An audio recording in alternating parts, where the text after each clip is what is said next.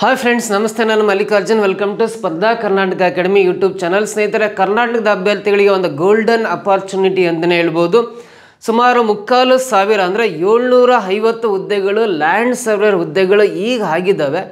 ತಿದ್ದುಪಡಿ ಅಧಿಸೂಚನೆ ಹೊರ ಬಂದ ಮೇಲೆ ಹಾಗಾದರೆ ಈ ಒಂದು ಕಂಪ್ಲೀಟ್ ಇನ್ಫಾರ್ಮೇಷನ್, ಇದ್ರ ಬಗ್ಗೆ ಒಂದು ಕಂಪ್ಲೀಟ್ ಇನ್ಫಾರ್ಮೇಷನ್ನ ನಾನು ಈ ವಿಡಿಯೋದಲ್ಲಿ ನಿಮಗೆ ತಿಳಿಸ್ಕೊಡ್ತೀನಿ. ಯಾರೆಲ್ಲ ಅಪ್ಲೈ ಮಾಡ್ಬೋದು, ಎಕ್ಸಾಮ್ ಯಾವ ಥರ ಇರುತ್ತೆ, ಲಾಸ್ಟ್ ಡೇಟ್ ಯಾವಾಗ, ಸರ್ ಕಂಪ್ಲೀಟ್ ಇನ್ಫಾರ್ಮೇಷನ್ನ ಈ ವಿಡಿಯೋದಲ್ಲಿ ಹೇಳ್ಕೊಡ್ತೀನಿ. ಅದಕ್ಕಿಂತ ಬಿಫೋರ್ ಆಗಿ ನಮ್ಮ ಸ್ಪರ್ಧಾ ಕರ್ನಾಟಕ ಅಕಾಡೆಮಿ ಯೂಟ್ಯೂಬ್ ಚಾನಲ್ಗೆ ಸಬ್ಸ್ಕ್ರೈಬ್ ಆಗಿಲ್ಲ ಅಂದರೆ ಸಬ್ಸ್ಕ್ರೈಬ್ ಆಗಿ, ಪಕ್ಕದಲ್ಲಿ ಬರೋ ಬೆಲ್ ಐಕಾನ್ ಪ್ರೆಸ್ ಮಾಡಿ ನೋಟಿಫೈ ಆಗಿರಿ. ಸ್ನೇಹಿತರೆ, ಲ್ಯಾಂಡ್ ಸರ್ವೇರ್ ಕನ್ನಡದಲ್ಲಿ ಭೂಮಾಪಕರ ಹುದ್ದೆಗಳು ಅಂತ ಕರಿತೀವಿ. ಈ ಭೂಮಾಪನ, ಕಂದಾಯ ವ್ಯವಸ್ಥೆ ಮತ್ತು ಭೂ ದಾಖಲೆಗಳ ಇಲಾಖೆ ವತಿಯಿಂದ ತಿದ್ದುಪಡಿ ಅಧಿಸೂಚನೆ ಹೊರ ಬಂದ ಮೇಲೆ HK ಮತ್ತು ನಾನ್ HK ಸೇರಿ ಟೋಟಲ್ 750 ಹುದ್ದೆಗಳಾಗಿವೆ. ಈ ಹುದ್ದೆಗಳು ಯಾರ್ಯಾರಿಗೆ ಎಷ್ಟೆಷ್ಟು ಇರ್ತವೆ, ಯಾರೆಲ್ಲ ಅಪ್ಲೈ ಮಾಡ್ಬೋದು ಅಂತ ನೋಡ್ತಾ ಬರೋಣ. ಮೊದಲನೇದಾಗಿ ಸ್ನೇಹಿತರೆ, 29/2/2024 ಈ 2024 ಫೆಬ್ರವರಿ 29ನೇ ತಾರೀಕು ಅಧಿಸೂಚನೆ ಹೊರಬಿದ್ದಿತ್ತು. ಆ ಅಧಿಸೂಚನೆ ಪ್ರಕಾರ ನಾನ್ HKಯಲ್ಲಿ 264 ಹುದ್ದೆಗಳ ಕಾಲ್ಫರ್ ಆಗಿತ್ತು, ನೋಟಿಫಿಕೇಷನ್ ಆಗಿತ್ತು. ಹಾಗೆ HK ಸಂಬಂಧಪಟ್ಟಂಥ 100 ಹುದ್ದೆಗಳ ನೋಟಿಫಿಕೇಷನ್ನು ಫೆಬ್ರವರಿ 29ನೇ ತಾರೀಕು ಹೊರಬಿದ್ದಿತ್ತು. ಈ ನೋಟಿಫಿಕೇಷನ್ನ ಆಧಾರವಾಗಿ ಇಟ್ಕೊಂಡು ಈಗಾಗಲೇ ಎಕ್ಸಾಮ್ ಡೇಟ್ ಕೂಡ ಅನೌನ್ಸ್ ಮಾಡಿದ್ದ, ಬಟ್ ಎಕ್ಸಾಮ್ ಮಾಡಿರಲಿಲ್ಲ. ಕಾರಣ ಯಾಕಂದರೆ ಈಗ ಮತ್ತೆ ಹುದ್ದೆಗಳನ್ನು ಆ್ಯಡ್ ಆನ್ ಮಾಡಿದ್ದಾನೆ. ಅಂದರೆ ಹುದ್ದೆಗಳು, ಹೆಚ್ಚುವರಿ ಹುದ್ದೆಗಳನ್ನು ಸೇರಿಸಿ ಮತ್ತೆ ವಯೋಮಿತಿಯನ್ನು ಹೆಚ್ಚಿಗೆ ಮಾಡಿ ಮತ್ತೆ ಅಪ್ಲಿಕೇಶನ್ ಅಂದರೆ ಯಾರೆಲ್ಲ ಹಾಕಿಲ್ಲ ಅವ್ರಿಗೆ ಮತ್ತೆ ಅಪ್ಲಿಕೇಶನ್ ಆಗಲಿಕ್ಕೆ ಕಾಲಾವಕಾಶವನ್ನು ಕೊಡಲಾಗಿದೆ. ಅದ್ರ ಬಗ್ಗೆ ಮತ್ತೆ ನೆಕ್ಸ್ಟ್ ನೋಡ್ತಾ ಬರೋಣ. ನೋಡಿ, ಈಗ ಆಗಿರೋದು ನವೆಂಬರ್ 22ನೇ ತಾರೀಕು 2024 ತಿದ್ದುಪಡಿ ಅಧಿಸೂಚನೆಯಂತೆ ಕಳೆದ ಅಧಿಸೂಚನೆಯಲ್ಲಿ ನಾನ್ HK 264 ಹುದ್ದೆಗಳಿದ್ದು, ಬಟ್ ಈಗ ಅದಕ್ಕೆ ಅಡಿಷನ್ ಮಾಡಿರೋದು ಮತ್ತೆ 296 ಹುದ್ದೆಗಳು. ನೋಡ್ರಿ, 1 to ಡಬಲ್ಗಿಂತ ಜಾಸ್ತಿ. 264 + 296 ಈಗ ಆ್ಯಡ್ ಆಗಿರೋದು. ಟೋಟಲಿ ನಾನ್ HK ಹುದ್ದೆಗಳು 560 ಹುದ್ದೆಗಳಾಗಿವೆ. ನಾನ್ HK ಹುದ್ದೆಗಳು ಟೋಟಲಿ 560 ಆಗಿವೆ. ಹಾಗಾದರೆ HK ರೀಸನ್ನಲ್ಲಿ 100 ಹುದ್ದೆಗಳು ಕಳೆದ ನೇಮಕಾತಿಯಲ್ಲಿ ಇದ್ವು. ಈಗ ತಿದ್ದುಪಡಿ ಅಧಿಸೂಚನೆಯಲ್ಲಿ ಪ್ಲಸ್ ಇದಕ್ಕೆ 90 ಹುದ್ದೆಗಳನ್ನು ಸೇರಿಸಿ ಟೋಟಲಿ 190 ಹುದ್ದೆಗಳಾಗಿದ್ದಾವೆ. ಟೋಟಲಿ HK ಮತ್ತು ನಾನ್ HK ಸೇರಿ 750 ಹುದ್ದೆಗಳು, ಲ್ಯಾಂಡ್ ಸರ್ವೇರ್ ಹುದ್ದೆಗಳು. ಒಂದು ಬೃಹತ್ ನೇಮಕಾತಿ ಅಂತಲೇ ಹೇಳ್ಬೋದು ಕರ್ನಾಟಕದಲ್ಲಿ ಸದ್ಯಕ್ಕೆ ಈಗ. ಹಾಗಾದರೆ ಈ ಅಧಿಸೂಚನೆ ಪ್ರಕಾರ ನೋಡಿ, ಯಾರೆಲ್ಲ ಅರ್ಹರು ಅಂದರೆ ಇದನ್ನ ಅಪ್ಲಿಕೇಶನ್ ಯಾರೆಲ್ಲ ಹಾಕ್ಬೋದು ಅಂದರೆ PUC ಸೈನ್ಸ್ ಮುಗಿಸಿರ್ತಕ್ಕಂಥ ಕ್ಯಾಂಡಿಡೇಟ್ಸು, PUC ಸೈನ್ಸ್ ಮುಗಿಸಿರೋ ಕ್ಯಾಂಡಿಡೇಟ್ಸು. ಅದರಲ್ಲಿ ಗಣಿತದಲ್ಲಿ 60% ಮಿನಿಮಮ್ 60% ಸ್ಕೋರ್ ಮಾಡಿರ್ತಕ್ಕಂಥ ಅಭ್ಯರ್ಥಿಗಳು ಎಲ್ಲರೂ ಕೂಡ ಈ ಒಂದು ಲ್ಯಾಂಡ್ ಸರ್ವೇರ್ ಹುದ್ದೆಗೆ ಅಪ್ಲಿಕೇಶನ್ ಹಾಕ್ಬೋದು. ಅದೇ ರೀತಿ BE ಅಥವಾ BTech civil engineering, BE civil ಅಂತ ಹೇಳ್ತೀವಲ್ಲ, ಸಿವಿಲ್ ಇಂಜಿನಿಯರಿಂಗ್ ಕಂಪ್ಲೀಟ್ ಮಾಡಿರ್ತಕ್ಕಂಥ ಎಲ್ಲ ಅಭ್ಯರ್ಥಿಗಳು ಅಪ್ಲೈ ಮಾಡ್ಬೋದು. ಇವರಿಗೇನು ಪರ್ಸೆಂಟೇಜ್ ಮಿನಿಮಮ್ ಅಂತ ಏನಿಲ್ಲ, ಜಸ್ಟ್ ಪಾಸ್ ಆದರೂ ಕೂಡ ಅಪ್ಲೈ ಮಾಡ್ಬೋದು. BE ಸಿವಿಲ್ ಅಥವಾ BTech ಸಿವಿಲ್ ಆಗಿರ್ತಕ್ಕಂಥವ್ರು. ಅದೇ ರೀತಿ ಡಿಪ್ಲೊಮಾ ಸಿವಿಲ್ ಕಂಪ್ಲೀಟ್ ಮಾಡಿರ್ತಕ್ಕಂಥ ಅಭ್ಯರ್ಥಿಗಳು ಕೂಡ ಅಪ್ಲೈ ಮಾಡ್ಬೋದು.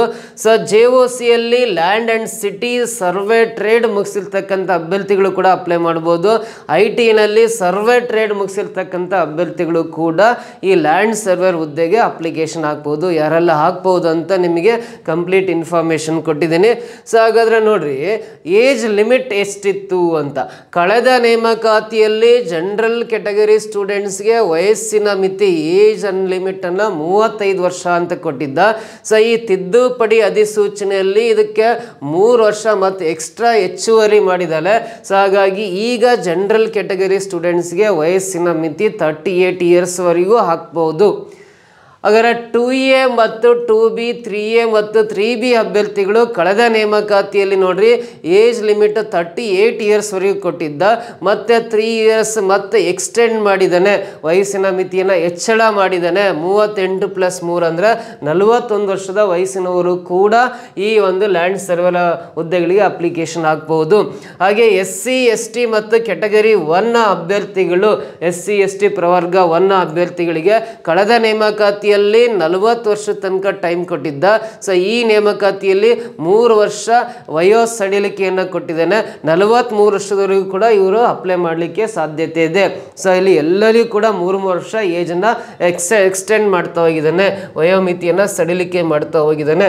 ಹಾಗಾದರೆ ನೋಡ್ರಿ, ನೀವು KPSC ವೆಬ್ಸೈಟ್ಗೆ ವಿಸಿಟ್ ಮಾಡಿ ಅಪ್ಲಿಕೇಶನ್ ಹಾಕ್ಬೋದು.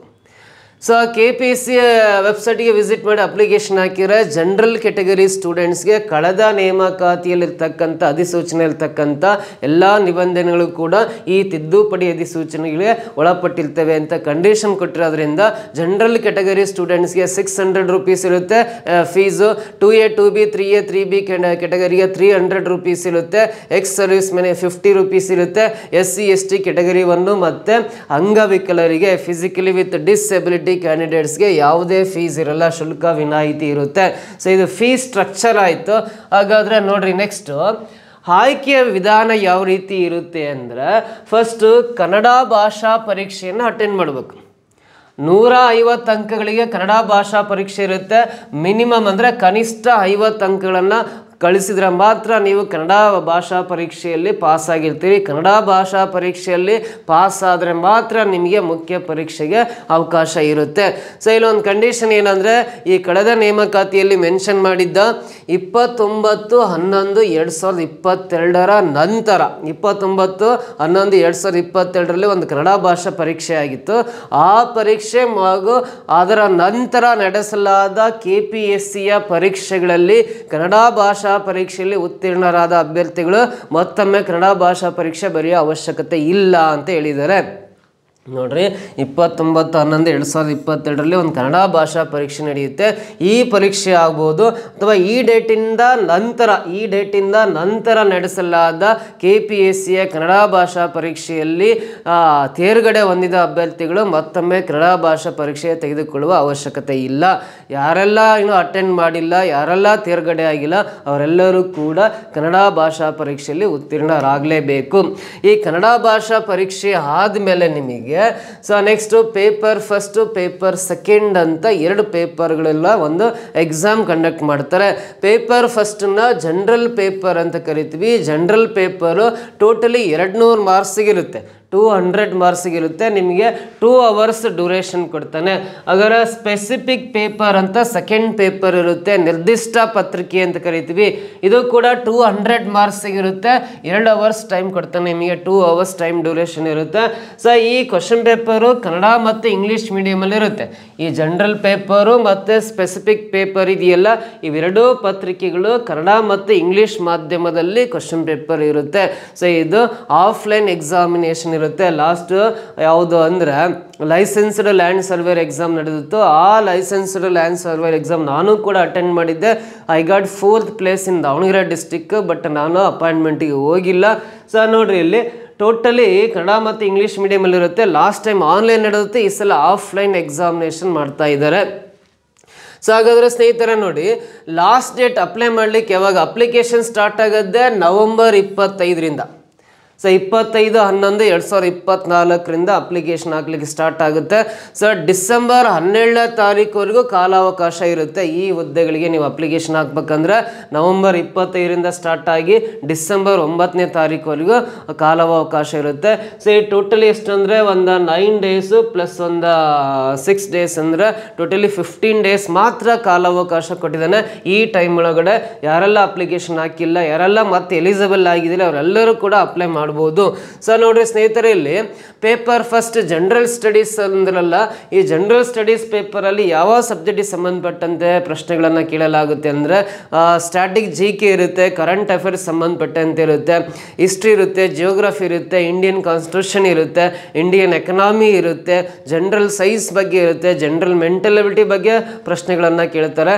ಸೊ ಇವೆಲ್ಲ humanity subjects plus general mental ability, general science, GK, current affairs, ಈ ವಿಷಯಗಳ ಬಗ್ಗೆ ಪೇಪರ್ ಫಸ್ಟ್ ಅಲ್ಲಿ ಪ್ರಶ್ನೆಗಳನ್ನು ಕೇಳಲಾಗುತ್ತೆ. ಹಾಗೆ ಪೇಪರ್ ಸೆಕೆಂಡ್ ಅನ್ನ ನಾವು ಸ್ಪೆಸಿಫಿಕ್ ಪೇಪರ್, ನಿರ್ದಿಷ್ಟ ಪತ್ರಿಕೆ ಅಂತ ಕರಿತೀವಿ. ಈ ಪೇಪರ್ ಸೆಕೆಂಡ್ ಅಲ್ಲಿ 70% ಮ್ಯಾಥ್ಸ್ ಇರುತ್ತೆ. ಆಮೇಲೆ 20% ಫಿಸಿಕ್ಸ್ ಇರುತ್ತೆ, ಭೌತಶಾಸ್ತ್ರ ಇರುತ್ತೆ, 70% ಗಣಿತ ಇರುತ್ತೆ, 20% ಫಿಸಿಕ್ಸ್ ಇರುತ್ತೆ, ಇನ್ನು 10% ಕ್ವಶನ್ಸು ಜಿಯೋಗ್ರಫಿ ಸಂಬಂಧಪಟ್ಟಂತೆ ಇರುತ್ತೆ, ಫಿಸಿಕಲ್ ಜಿಯೋಗ್ರಫಿ ಸಂಬಂಧಪಟ್ಟಂತೆ. ಇದಿಷ್ಟು ಸೆಕೆಂಡ್ ಪೇಪರ್ ನಿರ್ದಿಷ್ಟ ಪತ್ರಿಕೆ. ಸೊ ಇವೆಲ್ಲ ಪೇಪರ್ಗೆ ನಮ್ಮ ಸ್ಪರ್ಧಾ ಕರ್ನಾಟಕ ಅಕಾಡೆಮಿ ಆನ್ಲೈನ್ ಪ್ಲಾಟ್ಫಾರ್ಮಲ್ಲಿ, ಸ್ಪರ್ಧಾ ಕರ್ನಾಟಕ ಅಕಾಡೆಮಿ ಇಂಪಾರ್ಟೆಂಟ್ ನೀಟಾಗಿ ನೋಡ್ಕೊಡ್ರಿ, ಸ್ಪರ್ಧಾ ಕರ್ನಾಟಕ ಅಕಾಡೆಮಿ ಆನ್ಲೈನ್ ಪ್ಲಾಟ್ಫಾರ್ಮಲ್ಲಿ. ಸೊ ಗೂಗಲ್ ಪ್ಲೇಸ್ಟೋರಲ್ಲಿ ಹೋಗಿ ನೀವು ಸ್ಪರ್ಧಾ ಕರ್ನಾಟಕ ಅಕಾಡೆಮಿಯನ್ನು ಡೌನ್ಲೋಡ್ ಮಾಡ್ಕೊಂಡಿದ್ದೆ ಆದರೆ ಆ್ಯಪನ್ನು ಡೌನ್ಲೋಡ್ ಮಾಡ್ಕೊಂಡ್ರೆ ನಿಮಗೆ ಸೊ ಲ್ಯಾಂಡ್ ಸರ್ವೇರ್ ಎಕ್ಸಾಮಿಗೆ ಸಂಬಂಧಪಟ್ಟಂತೆ ಪೇಪರ್ ಫಸ್ಟ್ ಮತ್ತು ಪೇಪರ್ ಸೆಕೆಂಡ್ ಎರಡೂ ಪೇಪರ್ಗೆ ಸಂಬಂಧಪಟ್ಟಂತೆ ಆನ್ಲೈನ್ ತರಬೇತಿ ಸ್ಟಾರ್ಟ್ ಆಗಿದೆ. ಲಾಸ್ಟ್ ನೇಮಕಾತಿ ಆರಂಭವಾದಾಗಲೇ ನಾವು ಸ್ಟಾರ್ಟ್ ಮಾಡಿದ್ವಿ, ಸಾಕಷ್ಟು ಕ್ಲಾಸಸ್ನ ಈಗಾಗಲೇ ಮಾಡಿದ್ದೀವಿ. ನೀವು ಕೂಡ ಈ ಒಂದು ಎಕ್ಸಾಮ್ಸ್ಗೆ ಪ್ರಿಪೇರ್ ಆಗ್ತಾ ಇದ್ದರೆ ಗೂಗಲ್ ಪ್ಲೇಸ್ಟೋರಲ್ಲಿ ಹೋಗಿ ಸ್ಪರ್ಧಾ ಕರ್ನಾಟಕ ಅಕಾಡೆಮಿನ ಆ್ಯಪನ್ನು ಡೌನ್ಲೋಡ್ ಮಾಡ್ಕೊಂಡು ಪೇಪರ್ ಫಸ್ಟು ಪೇಪರ್ ಸೆಕೆಂಡ್ನ ಕಂಪ್ಲೀಟ್ ಪ್ಯಾಕೇಜ್ ಕೋರ್ಸ್ಗೆ ಆದರೂ ಜಾಯಿನ್ ಆಗ್ಬೋದು. ಇಲ್ಲ ನಾವು ಪೇಪರ್ ಫಸ್ಟ್ ಬೇಡ ಅಂದರೆ ಈ specific paper maths physics geography ಅಷ್ಟೇ ಬೇಕು ಅಂದರೆ ಸೊ ಭಾಳ ಅದ್ಭುತವಾಗಿರ್ತಕ್ಕಂಥ ತರಗತಿಗಳು ಕೂಡ ನಿಮಗೆ ಲಭ್ಯವಿದ್ದಾವೆ. ಸೊ ಸ್ಪೆಸಿಫಿಕ್ ಪೇಪರ್ ಕೋರ್ಸ್ ಕೂಡ ಅವೈಲೇಬಲ್ ಇದೆ. ಈ ಪೇಪರ್ ಫಸ್ಟ್ ಪೇಪರ್ ಸೆಕೆಂಡಿಗೆ ನಿಮಗೆ ಆನ್ಲೈನ್ ಕೋರ್ಸ್ ಫೀಸು 4000 ಮಾತ್ರ ಇರುತ್ತೆ. ಪೇಪರ್ ಸೆಕೆಂಡ್ ಸ್ಪೆಸಿಫಿಕ್ ಪೇಪರ್ ಮಾತ್ರ ಬೇಕು, ನಿರ್ದಿಷ್ಟ ಪತ್ರಿಕೆ ಮಾತ್ರ ಬೇಕು ಅಂದರೆ ಸೊ ಇಲ್ಲಿ ಎರಡೂ ಪೇಪರ್ಸ್ ಇರ್ತವೆ, ಇಲ್ಲಿ ಕೇವಲ ಸೆಕೆಂಡ್ ಪೇಪರ್ ಮಾತ್ರ ಬೇಕಂದರೆ 2500 ಮಿನಿಮಮ್ ಫೀಸ್ ಇರುತ್ತೆ ಒಂದು. ಸೊ ಈ ಫೀಸನ್ನು ಪೇ ಮಾಡಿ ನೀವು ಆನ್ಲೈನ್ ಕ್ಲಾಸಸ್ ಕೂಡ ತಗೋಬಹುದು. ಸೊ ಹಾಗೆ ನೋಡ್ರಿ, ಹೆಚ್ಚಿನ ಮಾಹಿತಿ ಬೇಕಂದರೆ ಸ್ಪರ್ಧಾ ಕರ್ನಾಟಕ ಅಕಾಡೆಮಿ ಗೂಗಲ್ ಪ್ಲೇಸ್ಟೋರಲ್ಲೇ ಡೌನ್ಲೋಡ್ ಮಾಡಿಕೊಂಡು ಮೋರ್ ಇನ್ಫಾರ್ಮೇಷನ್ ಬೇಕಂದರೆ ಈ ನಂಬರಿಗೆ ಕರೆ ಮಾಡಿ ನಿಮಗೆ ಹೆಚ್ಚುವರಿ ಮಾಹಿತಿಯನ್ನು ಕೊಡ್ತಾ ಬರ್ತಾರೆ. ಸೊ ಯಾರೆಲ್ಲ ಅಪ್ಲಿಕೇಶನ್ ಆಗಿಲ್ಲ ದಯವಿಟ್ಟು ಮತ್ತೆ ಅಪ್ಲಿಕೇಶನ್ ಆಗಿ. ಒಂದು ಬೃಹತ್ ನೇಮಕಾತಿ, ಈ ನೇಮಕಾತಿಯಲ್ಲಿ ನೀವು 100% ಸಕ್ಸಸ್ ಕಾಣ್ಬೋದು. ಸ್ಪರ್ಧಾ ಕರ್ನಾಟಕ ಅಕಾಡೆಮಿ ಆ್ಯಪ್ ನಿಮಗೋಸ್ಕರ ಕಾಯ್ತಾ ಇದೆ, ದಯವಿಟ್ಟು ಮಿಸ್ ಮಾಡ್ದೇ ಸೀರಿಯಸ್ ಓದೋರಂತೂ ಜಾಯ್ನ್ ಆಗಿ. ನೆಕ್ಸ್ಟ್ ವಿಡಿಯೋದಲ್ಲಿ ಮತ್ತೆ ಇದಕ್ಕೆ ಸಂಬಂಧಪಟ್ಟಂತೆ ಇನ್ನೂ ಮೋರ್ ಇನ್ಫಾರ್ಮೇಷನ್ ಕೊಡ್ತೀನಿ. Thank you so much.